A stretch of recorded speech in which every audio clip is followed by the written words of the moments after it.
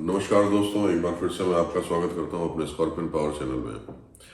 आज मैं आपको मिलवाने लाया हूं राष्ट्रीय क्षत्रिय महासेना भारत के राष्ट्रीय संगठन महामंत्री जी से, जिन्होंने अभी हाल ही में भाजपा की सदस्यता प्राप्त की है और वो भी उन्हें सदस्यता ग्रहण करवाई है बीजेपी और उत्तर प्रदेश के उप मुख्यमंत्री दिनेश शर्मा जी। तो आज हम इनसे बात करेंगे, इनके विचार जानेंगे, कुछ प्रश्न भी पूछेंगे और देखते हैं उनका क्या ये उत्तर देते हैं। तो चलिए मैं आपको ले चलता हूँ, सत्येंद्र राघव जी से मिलवाता हूँ। मिलिए माननीय सत्येंद्र राघव जी से। तो सत्येंद्र राघव जी, आप का क्या ख्याल है कि इस बार का जो चुनाव है यूपी इलेक्शन का, उसमें भारतीय जनता पार्टी कहाँ पे स्टैंड करती है? देखिए, भारतीय जनता पार्टी आज अपने आप में एक इतनी बड़ी विशाल पार्टी है और कहाँ स्टैंड करती है इसके बारे में अगर मैं आपको बोलना शुरू करूँगा तो शायद ये समय कम पड़ेगा जी। भारतीय जनता पार्टी एक ऐसी पार्टी है, ऐसी राष्ट्रवादी पार्टी है, ऐसी विचारधारा को साथ लेकर चलने वाली पार्टी है। वो आप सभी के समक्ष है, सभी के सामने है। यहाँ लोकतंत्र प्रणाली का पालन किया जाता है। उसका जीता जागता उदाहरण आप मुझे ले सकते हैं।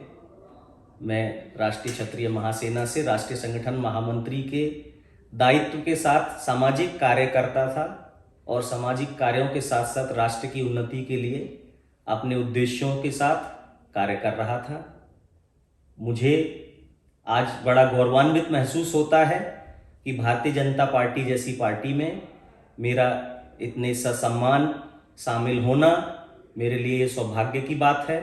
और भारतीय जनता पार्टी उत्तर प्रदेश में ही नहीं, समस्त भारत में भारत का नेतृत्व विश्व पटल पर भी किस प्रकार से परचम लहरा रही है। हमारे आदरणीय माननीय प्रधानमंत्री श्री नरेंद्र मोदी जी के नेतृत्व में आप सभी देख रहे हैं, आज हमारा राष्ट्र हर दिशा में उन्नति कर रहा है। और कोरोना जैसी 2 साल की ये जो महामारी, जिसने सभी देशों की कमर तक तोड़ दी, उनकी अर्थव्यवस्था अस्त व्यस्त हो चुकी है, फिर भी हम अपने आप को सौभाग्यशाली समझें कि ऐसा नेतृत्व, ऐसा महान नेतृत्व आज हमें प्राप्त हो रहा है। हमें हमारे सभी राष्ट्र के नागरिकों को अपने प्रधानमंत्री पर गर्व होना चाहिए। जी, जैसा कि मैंने आपको बताया था कि सत्येंद्र जी राष्ट्रीय क्षत्रिय महासेना से जुड़े हुए हैं और अभी कल ही जयपुर में क्षत्रियों की बहुत बड़ी महासभा हुई, जिसमें करीब 5 लाख के आसपास क्षत्रिय ऑल ओवर इंडिया से प्रस्तुत हुए, इकट्ठे हुए। अब जैसे सत्येंद्र जी पिछले कुछ दिनों से चल रहा है, जब से हमारा काशी विश्वनाथ कॉरिडोर हुआ, फिर उसके बाद चित्रकूट में हिंदुओं की महासभा हुई, फिर अयोध्या में बीजेपी शासित प्रदेशों के मुख्यमंत्री इकट्ठे हुए। तो उसके बाद लोगों का ये बोलना चालू हो कि भाजपा हिंदुओं को एकत्रित करना चाहती है और हिंदुओं को एक तरफ करना चाहती है ताकि पूरे पूरे हिंदुओं के वोट उन्हें मिले। इसके बारे में आपका क्या कहना है? देखिए, पहला तो अगर ये बात लोग बोल रहे हैं कि ऐसा करना चाहती है, तो मैं मानता हूँ ऐसा करना तो अच्छा है। अगर सभी लोग एकत्रित हों, राष्ट्र के सभी लोग अच्छे ससम्मान संगठित होकर रहें, प्यार से रहें, तो ये गलत कहाँ है। अगर ये बात सत्य भी है कि सभी हिंदू, और ये जो शब्द हिंदू है ये सिर्फ हिंदुओं के लिए नहीं है, हिंदुस्तान में रहने वाले प्रत्येक नागरिक को यह समझना होगा कि हमारे यहाँ जो प्रणाली चलती है वो लोकतंत्र प्रणाली है। यहाँ भिन्न भिन्न समुदाय हो सकते हैं, भिन्न भिन्न समुदाय के लोगों की भिन्न भिन्न रीति रिवाज हो सकते हैं, भिन्न भिन्न भाषाएं हो सकती हैं। आज हमारे माननीय प्रधानमंत्री जी ने सभी भाषाओं को, सभी क्षेत्रीय भाषाओं को आगे बढ़ाने का कार्य किया है और हमारी मातृभाषा जो हिंदी है, उसमें सभी लिपियां, हमारी जो जितने कार्य होते हैं, चाहे वो अदालती कार्य हों, चाहे वो अन्य विभागों के कार्य हों, उसमें भी अपनी मातृभाषा को आगे बढ़ाने का कार्य किया है। अगर संपूर्ण भारत को जोड़ने का कार्य ये अच्छा है। मैं कहता हूं कि जो लोग ऐसी विचारधारा को रखते हैं मन में, ऐसा सोचते हैं भाजपा के बारे में, तो ऐसे आलोचकों की भी हमें आवश्यकता है कि वो हमारे कार्य को सुगम और सरल बना रहे हैं। भारतीय जनता पार्टी समस्त भारत को जोड़ने का कार्य कर रही है, सभी समुदायों को एक साथ लेकर के सभी समुदायों को अखंड भारत बनाने में, भारत की जो मूल संस्कृति है उसको सुदृढ़ बनाने में दृढ़ संकल्पित है। और इसी नेतृत्व के साथ, इसी विचार के साथ, इसी विचारधारा के साथ में भारतीय जनता पार्टी आज कार्य कर रही है।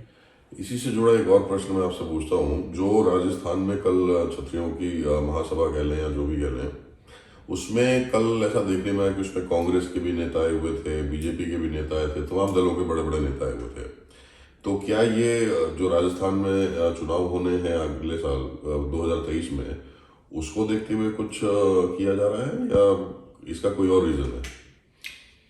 कल 22 तारीख को जो हीरक जयंती समारोह, एक हमारा संघ है, संघ शक्ति, संगठित होकर के रहना, संघ में रहना, ये हमारी भारतीय संस्कृति हमें सिखाती है। यही हमारी भारतीयता का मूल दर्शन है। राजपूत क्षत्रिय कम्युनिटी, जिसका मैं भी स्वयं सेवक हूं, क्षत्रिय युवक संघ के माध्यम से 75वां स्थापना दिवस जो कि हीरक जयंती के रूप में मनाया गया, वहां हम किसी दल से नहीं होते, वहां हम किसी ओहदे से, किसी पद के दायित्व के हिसाब से नहीं होते हैं। देखिए, संघ एक ऐसी विचारधारा है जहां हम स्वयं से पहले दूसरे को सम्मान देना सीखते हैं। अपने संस्कारों को हम फिर से जागृत करने का प्रयास कर रहे हैं। तो जो क्षत्रिय युवक संघ के माध्यम से आप जो कह रहे हैं, बिल्कुल ठीक बात है। वहां पर केंद्र सरकार के, राज्य सरकार के, राजस्थान सरकार के वरिष्ठ नेता जो अपने आप में बहुत लोकप्रियता रखते हैं, उस सब को ऊपर उठकर, उससे ऊपर उठ करके एक स्वयं सेवक के रूप में सम्मिलित हुए हैं। और ये कहीं ना कहीं हम लोगों के लिए खुशी की बात है कि हम आज अपनी संस्कृति को, अपने संस्कारों को प्राथमिकता दे रहे हैं। मतलब ये आगे आने वाले चुनाव में राजस्थान में असर डाल सकते हैं? असर तो देखिए, लोकतंत्र है। जब हम लोग संगठित रहेंगे, एक परिवार होता है। मैं एक परिवार से हूं, मेरा परिवार समुदाय है, मेरा परिवार है। तो मेरे परिवार में जरूरी थोड़े ना है कि सारे लोग एक ही विचारधारा के होंगे, सबका मत एक जैसा होगा। ये अपना अपना मत है। अब लोग जो आकलन करने वाले लोग हैं, आप जो मीडिया कर्मी लोग हैं, आप सभी जो बुद्धिजीवी लोग हैं, उनके माध्यम से सभी चीजें सामने आ जाएंगी। देखिए, हमने तो अपना जो सामने दिख रहा होता है जी। अच्छा, दूसरी जो एक अभी चल रहा है हमारे पश्चिमी उत्तर प्रदेश में, जैसे कि किसानों की, आपको पता ही है, किसानों का वो अपने बिलों को लेके जो विरोध था, और उसके बाद वो भाजपा ने उसे ले लिया वापस। सब लोग यही बोलते हैं कि चुनाव के मद्देनजर ये सारे काम हुए। तो अभी पश्चिमी उत्तर प्रदेश में आप क्या देख रहे हैं कि वहां पे जाट गुजर जो पहले भाजपा के लिए थे, अब वो क्या उस रेशियो में आके देंगे, मतलब, या बिल्कुल अलग है? वो लोग जयंत जी के साथ चले गए और सपा के साथ चले गए। आज जो वास्तविक किसान है, जो मूल किसान है, भारत का जो किसान है, जो किसान वर्ग है, जो पूरा समुदाय हमारा किसानों का है, वो पूरी तरह से भारतीय जनता पार्टी के साथ है। और किसान बिल वापस लेना, ये लोकतंत्र में उनका सम्मान रखना है। हमारे माननीय प्रधानमंत्री नरेंद्र मोदी जी ने लोकतंत्र के सम्मान में, लोकतंत्र, मैंने आपको बताया, लोकतंत्र प्रणाली का पूर्णता पालन करने वाली एकमात्र पार्टी जो भारतीय जनता पार्टी है, वो राष्ट्र के प्रत्येक नागरिक, प्रत्येक वर्ग का मान सम्मान रखती है, ध्यान रखती है। और आज उत्तर प्रदेश में, खासकर मैं उत्तर प्रदेश की बात इसलिए कर रहा हूं, उत्तर प्रदेश में आप अगर आंकड़े निकाल करके देखेंगे, किसान आत्महत्या करता था पहले, आज किसान उस स्थिति से ऊपर उठ करके आज वास्तविक अंतरात्मा से अगर आप किसानों के बीच में जाएंगे, मैं भी पीछे से किसान परिवार से रहा हूं। मेरा पैतृक क्षेत्र बुलंदशहर है और शिकारपुर मेरी विधानसभा लगती है। अभी मेरा वहां प्रोग्राम भी हुआ, काफी भव्य स्वागत वो किसानों के द्वारा ही किया गया, वो मेरे परिवार के द्वारा किया गया, मेरे किसान वर्ग के द्वारा किया गया। और सभी लोगों ने इतने उत्साह के साथ मुझे मान सम्मान दिया। उन्होंने सबसे जब मैंने बात की, उन्होंने बताया कि भारतीय जनता पार्टी के शासन में, माननीय योगी जी के शासन में किसान इतना खुशहाल है, उनको जो सहायता राशि है वो सीधी आज खाते में आती है, आज बिचौलियों का काम खत्म हो गया है। तो किसान पूरी तरह से, चाहे वो प्रदेश में पश्चिमी उत्तर प्रदेश का हो, चाहे वो पूर्वी उत्तर प्रदेश का हो, चाहे भारत में कहीं का भी रहने वाला किसान हो, वो आज भारतीय जनता पार्टी की योजनाओं का लाभ ले रहा है और वो पूर्णतः भारतीय जनता पार्टी के साथ है। जैसा कि अभी पीछे आपने बताया बुलंदशहर से रहने वाले हैं, मैं पीछे सैटरडे संडे उसी साइड था, तो वहाँ कई जो हमारे पंडित बिरादरी के लोग हैं, उन लोगों से बात करने में पता चला कि वो लोग काफ़ी नाराज हैं, और ऐसा सब जगह भी चल रही है बात कि इस बार पंडित लोग काफ़ी खफा हैं योगी सरकार से। तो आप तो क्षत्रिय हैं, ठाकुर आप लोगों के साथ हैं, आप जाट गुजर पश्चिम उत्तर प्रदेश के, वो तो वक्त बताएगा खैर किस टाइम, जिस टाइम पे इलेक्शन होगा और उसका रिजल्ट आएगा कि वो लोग कितना साथ दे रहे हैं बीजेपी का, या जयंत जी का दिया है या सपा का दिया है। लेकिन ये पंडितों का जो आप लोगों के साथ तालमेल रहता था, वो क्या वाकई इस बार खराब है, जैसे मीडिया में चल रहा है सब चर्चित चीजें? देखिए, आधी अधूरी चीजों को दिखाना आज का ट्रेंड बन गया है, तो ऐसा नहीं है। भारतीय जनता पार्टी के साथ आज सभी वर्गों के लोग हैं और ये एक राजनीतिक क्षेत्र है। यहाँ सभी को प्रसन्न कर पाना, यहाँ आपकी जो नैतिक बात है, जो नैतिकता है, नैतिकता की विचारधारा के साथ जो लोग हैं वो पूर्णतः भारतीय जनता पार्टी के साथ हैं। और भारतीय जनता पार्टी अनैतिकता बिल्कुल भी बर्दाश्त नहीं करती है, चाहे वो फिर किसी भी समुदाय से हो, किसी भी वर्ग से हो, कहीं से कुछ भी हो। भारतीय जनता पार्टी राष्ट्रहित में कार्य करती है और अपने प्रदेश को सुगम बनाने के लिए, विकसित करने के लिए भिन्न भिन्न दिशाओं में लाभकारी योजनाओं पर कार्य कर रही है। उसका उदाहरण है, आप देख रहे हैं जेवर एयरपोर्ट का उद्घाटन हुआ है, तो भारतीय जनता पार्टी के माध्यम से उत्तर प्रदेश को जो लाभ मिलने वाला है वो आप सबके समक्ष है। एक और जो मोदी जी अभी लेके आए हैं, जो लड़कियों की शादी की उम्र का जो हुआ है कि 18 से 21 साल करने के लिए, उसमें क्या लगता है आप लोगों को, उसमें महिलाओं का वोट प्रतिशत बढ़ेगा उससे? क्योंकि एक जाति वर्ग विशेष और कई लोग उसका अपोज कर रहे हैं कि 18 साल ही सही उम्र थी, 21 साल करने की क्या जरूरत है। तो क्या ये भी चुनाव को देखते हुए रखा गया कि महिलाओं का वोट प्रतिशत भाजपा की तरफ बढ़े, या इसका मतलब इस बिल को किस तरीके से आप देख रहे हैं? देखिए, सनातन के जो मानने वाले हैं, हम सभी लोग, हमारी भारतीय मूल संस्कृति ही सनातन है और पहले गुरुकुलों के माध्यम से शिक्षा को आगे बढ़ाया जाता था। आप अगर देखेंगे थोड़ा सा पीछे जा कर के, हर चीज़ वहाँ से जुड़ी होती है, क्योंकि वही जनरेशन आगे बढ़ती आई, बीच में बहुत सारे उतार चढ़ाव आए हैं। तो वर्तमान स्थिति में अगर हमें वो सारी चीज़ें ठीक साबित हो रही हैं, वो सारी जो हमारी पहली व्यवस्था थी वो आज हमें लागू करने का, वो आज हमें मानव हित में, आज राष्ट्रहित में लागू करने का जो है अवसर मिल रहा है। तो आज अगर 18 से बढ़ा करके हमने 21 साल करने का प्रस्ताव दिया है, बिल बनाया है, तो ये कहीं ना कहीं राष्ट्रहित में है। और मैं मानता हूं और मैं साथ में निवेदन भी करता हूं कि सभी लोग इसको समझें और समझने के साथ साथ इसमें सहयोग प्रदान करें। ये हमारे आगे के विकास को विकसित करने के लिए है। जिस बच्ची की उम्र अभी 18 वर्ष है, अगर आप अभी देखिए, पहले तो 18 से कम साल में भी शादियां हो जाती थी, कितनी दुर्दशा थी। आपका दृष्टिकोण ही नहीं खुलता है, आपको परिपक्वता आने में, समझ आने में, आप देखिए फिर क्यों स्नातक और क्यों बड़ी डिग्रियां, मास्टर डिग्रियां ली जाती हैं, एजुकेशन का स्तर क्यों कैटेगराइज किया गया है। तो जब तक हमें वो कैटेगरी को समझने के लिए हम कैपेबल नहीं हैं, हम शादी जैसे बंधन में बंधने जाते हैं, एक परिवार के साथ जुड़ने जाते हैं, तो पता होना आवश्यक है, ज्ञान होना आवश्यक है। और मुझे लगता है कि ये 3 साल अगर बढ़ाया गया है तो इसका लाभ आएगा और इसमें एजुकेशन में भी हमें लाभ होगा।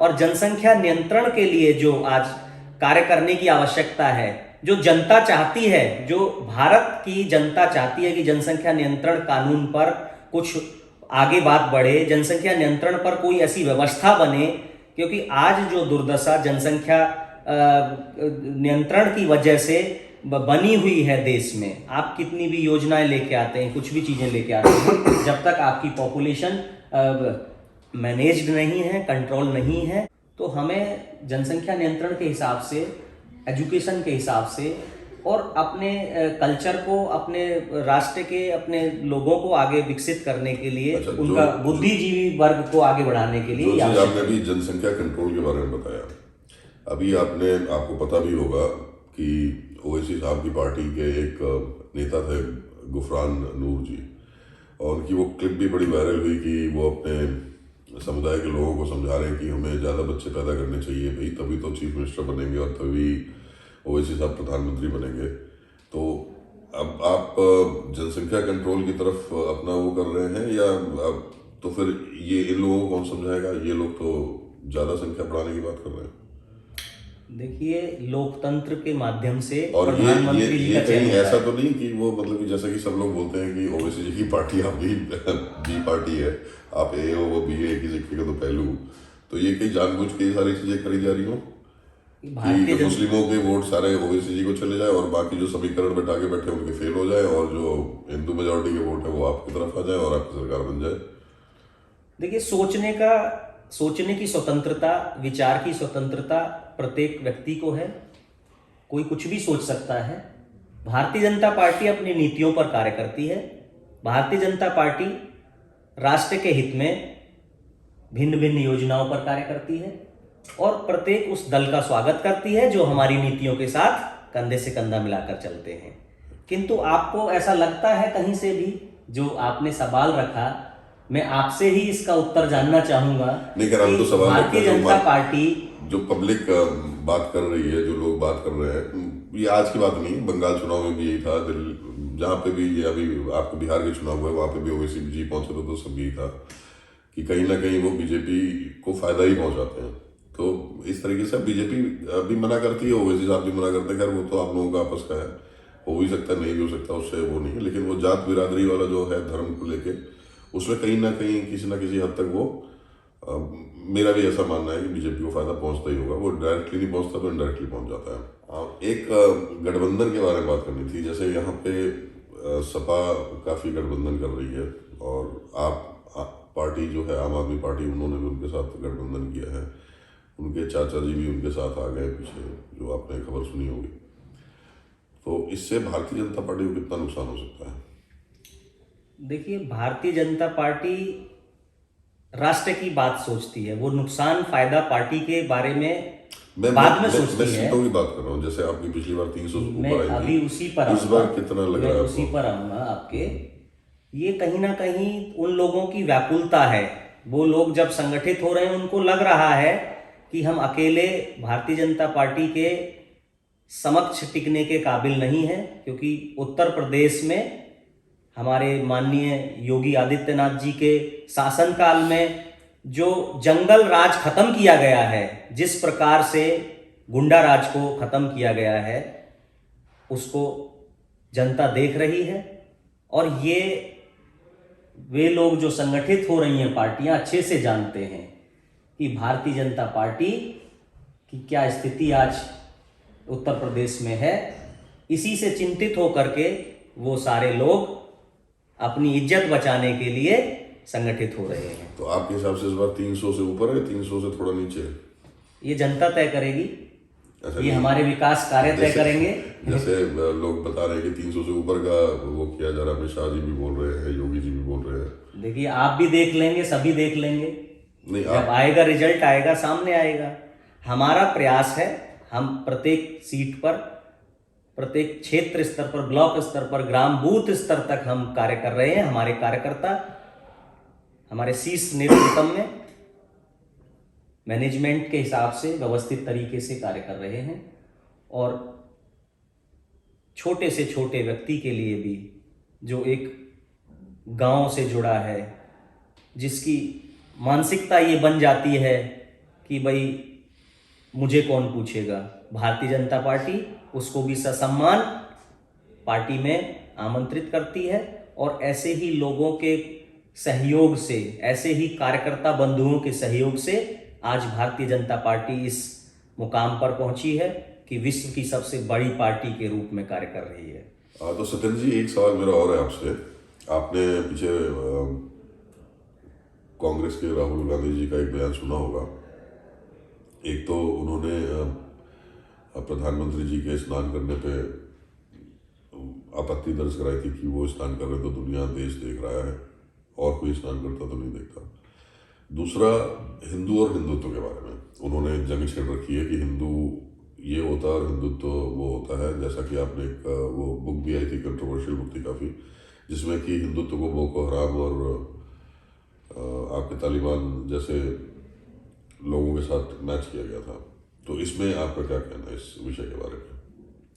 देखिए, हिंदुत्व और हिंदू दर्शन, जितना भी भारतीय संस्कृति है, सनातन संस्कृति है, जिस व्यक्ति ने भी ये बयान दिया या जिसने भी इसके बारे में कहा है, मैं सबसे पहले उनको एक सजेशन देना चाहूँगा, एक सलाह है मेरी, कि वे पहले भारतीयता को ठीक से समझ लें। और दूसरा क्या है, जो वो कहना चाहते हैं, जो अपना विचार प्रकट करना चाहते हैं, वे अपनी मातृभाषा में अगर प्रकट करेंगे तो शायद सभी को ठीक से समझ आएगा।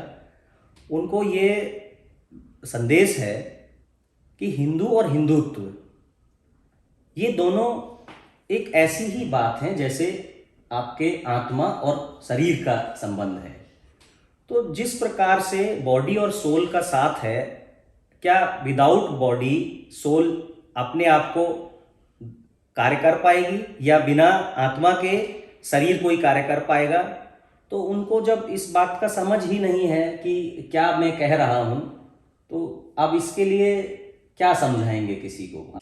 एक चीज़ आपने भी नोटिस करी होगी, इन दिनों जितनी रैलियां हो रही हैं, चाहे वो भाजपा की हो, कांग्रेस की हो या सपा पार्टी की हो, मायावती जी की तो अभी स्टार्ट भी नहीं हुई है शायद। तो ये क्या लोगों में, अब जैसे पहले होता था कि हमें फला धर्म को लेना है अपने साथ और फला धर्म को मिलाना तो हमारी सरकार बन जाएगी, तो इस बार क्या ये सारी की सारी चीज़ें चेंज होकर हिंदुत्व के ऊपर आ गई हैं? सब लोग हिंदू हिंदू हिंदू हिंदू ही कर रहे हैं। ये क्या भाजपा के वोट काटने के लिए या किस तरीके से चीजें देखी जा रही हैं? ये जो आप सवाल आपने रखा है, जहाँ तक मैं समझ पाया हूँ, भारतीय जनता पार्टी ने सभी समुदायों से ऊपर उठ करके एक भारतीयता का दर्शन कराया है। एक भारतीयता के आधार पर ऐसे राष्ट्र के निर्माण के लिए आगे बढ़कर पहल की है जिसको जनता ठीक से समझ रही है। तो आज हम सभी समुदायों में ना बट करके हम भारतीयता के, हम राष्ट्र को सर्वोपरि के आधार पर आगे बढ़ने का और राष्ट्र के नागरिकों को समझाने का और उनसे अनुरोध कर रहे हैं। और उन लोगों को भी, सभी को, हमारे देश की जनता को ये समझ आ रहा है कि वास्तव में जो सच्चाई है वो राष्ट्र सर्वोपरि को ही मजबूत करने में है, ना कि किसी समुदाय को, किसी विचारधारा को मजबूत करने में है। राष्ट्र को अगर अखंड भारत बनाना है, अगर हमें एक शक्ति बनाना है, तो हमें अपने राष्ट्र को सर्वोपरि वाली जो भावना है उसको जागृत करना पड़ेगा। प्रत्येक नागरिक को आगे आकर के इसमें सहयोग करना पड़ेगा। ये भारतीय जनता पार्टी की विचारधारा है। चलिए, तो दोस्तों, ये थे सत्येंद्र राघव जी, जिन्होंने अपने विचारों को रखा। हमारे कुछ प्रश्न थे जिनका इन्होंने उत्तर दिया, और अब आगे आने वाला वक्त बताएगा कि कौन मुख्यमंत्री बनता है। भारतीय जनता पार्टी जीतती है चुनाव, सपा जीतती है, बसपा जीतती है, कांग्रेस जीतती है, ये और 2-3 महीने के अंदर पता चल जाएगा हम सब लोगों को। तो सत्येंद्र राघव जी का बहुत बहुत धन्यवाद करते हैं, इन्होंने अपना कीमती समय निकाला और हमें अपना टाइम दिया। आगे भी हम राघव जी से मिलते रहेंगे, बात करते रहेंगे, इनके विचार जानते रहेंगे, और भी कुछ लोगों से मिलेंगे जिनकी बातें मैं आपके सामने रखूँगा। इसी के साथ मैं आज अपना ये वीडियो यहीं पे समाप्त करता हूँ। नमस्कार, धन्यवाद।